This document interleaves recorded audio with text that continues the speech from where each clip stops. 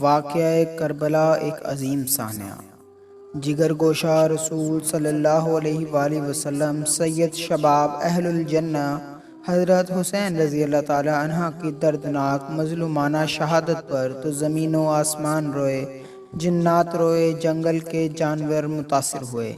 انسان اور پھر مسلمان تو ایسا کون ہے جو اس کا درد محسوس نہ کرے یا کسی زمانے میں بھول جائے، لیکن شہید کربلا رضی اللہ تعالی عنہ کی روح مقدس درد و غم کا رسمی مظاہرہ کرنے والوں کے بجائے ان لوگوں کو ڈھونڈتی ہے جو ان کے درد کے شریک اور مدد کے ساتھی ہیں۔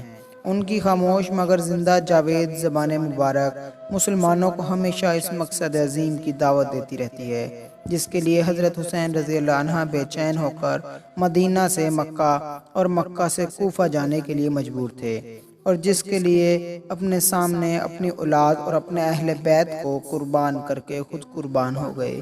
حضرت حسین رضی اللہ عنہ کی اپنی ہمشیرہ اور اہل بیت کو وصیت: میری بہن، میں تمہیں خدا کی قسم دیتا ہوں کہ میری شہادت پر تم کپڑے پھاڑنا یا سینے کوبی وغیرہ ہرگز نہ کرنا، آواز سے رونے چلانے سے بچنا۔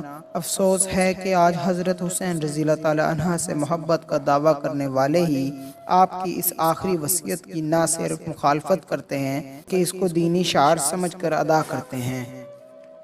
سیدنا حسین رضی اللہ عنہ کی شہادت یوم عاشوراء کو حضرت حسین رضی اللہ تعالی عنہ نے اپنے چند اصحاب کے ساتھ نماز ظہر صلاۃ الخوف کے مطابق ادا فرمائی۔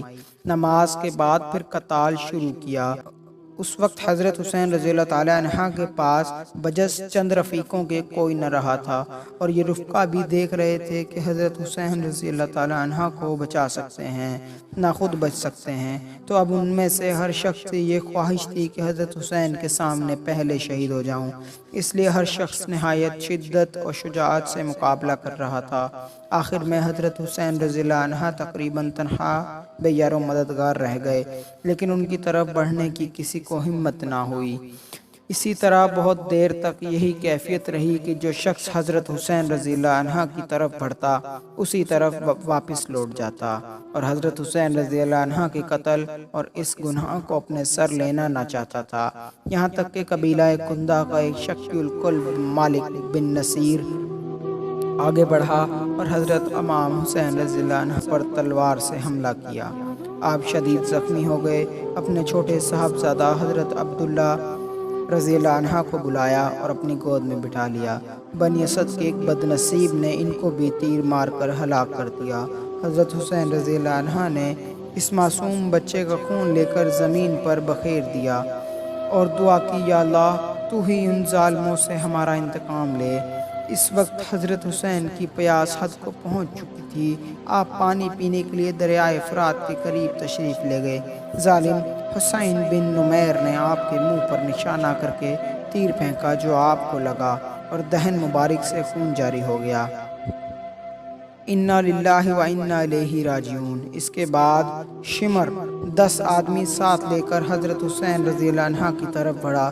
حضرت حسین رضی اللہ عنہ شدید پیاس اور اتنے زخموں کے باوجود ان کا دلیرانہ مقابلہ کر رہے تھے، اور جس وقت حضرت حسین رضی اللہ عنہ بڑھتے یا بھاگتے نظر آتے تھے، اہل تاریخ نے کہا کہ یہ ایک بے نظیر واقعہ ہے کہ جس شخص کی اولاد اور اہل بیت قتل کر دیے گئے اس کو خود شدید زخم لگے ہوئے ہیں، اور وہ پانی کے ایک قطرے سے محروم ہے، اور وہ اس وقت اور ثابت قدمی سے مقابلہ کر رہا ہے کہ جس طرح رخ کرتا ہے سپاہی بھیڑ بکریوں کی طرح بھاگنے لگتے ہیں۔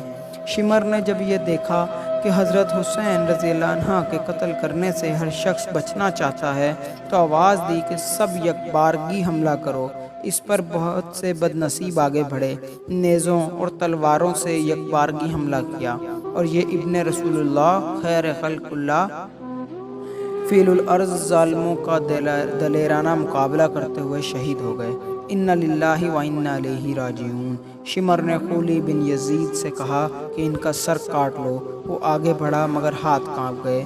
پھر شکی بدبخت سنان بن انس نے یہ کام سر انجام دیا۔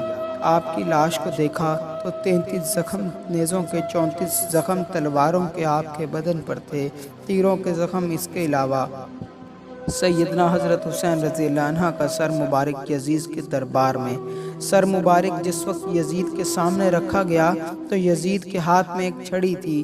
حضرت حسین رضی اللہ تعالی عنہ کے دانتوں پر چھڑی لگا کر حسین بن حمام کے یہ اشعار پڑھے، یعنی ہماری قوم نے ہمارے ساتھ انصاف نہ کیا تو پھر ہماری کھونچکاں تلواروں نے انصاف کیا، جنہوں نے ایسے مردوں کے سر پھاڑ دیے جو ہم پر سخت تھے اور وہ تعلقات قطع کرنے والے ظالم تھے۔ ابو بکر رضی اللہ تعالی عنہ موجود تھے۔ آپ نے کہا، اے یزید، تو اپنی چھڑی حسین رضی اللہ تعالی عنہ کے دانتوں پر لگاتا ہے اور میں نے رسول اللہ صلی اللہ علیہ وآلہ وسلم کو دیکھا ہے کہ ان کو بوسہ دیتے تھے۔ اے یزید، قیامت کے روز تو آئے گا تو تیری شفاعت ابن زیاد ہی کرے گا، اور حسین رضی اللہ تعالی عنہ آئیں گے تو ان کے شفیع محمد مصطفیٰ صلی اللہ علیہ وآلہ وسلم ہوں گے۔ یہ کہہ کر ابو برزہ مجلس سے